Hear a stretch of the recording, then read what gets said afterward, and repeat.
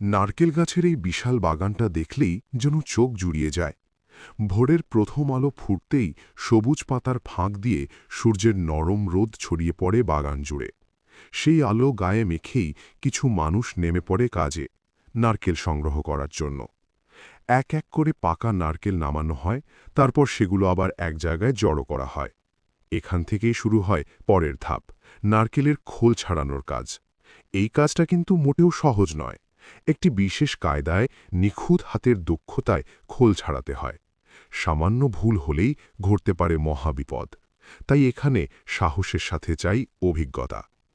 এরপর নারকেলগুলো পাঠিয়ে দেওয়া হয় আলাদা একটি ফ্যাক্টরিতে, আর নারকেলের খোলগুলো যায় অন্য একটি ফ্যাক্টরিতে, যেখানে শুরু হয় আরেকটি নতুন যাত্রা।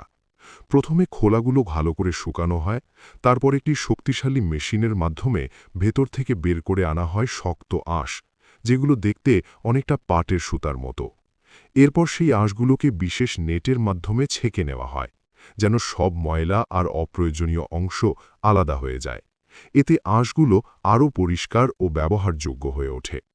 এরপর আবার রোদে শুকানো হয় সেই আঁশ। কিছু মানুষ সারাক্ষণ এগুলো নাড়াচাড়া করতে থাকে, ঠিক যেমন করে ধান শুকানো হয়। এই পর্যায়ে প্রকৃতি আর মানুষের পরিশ্রম একসাথে কাজ করে।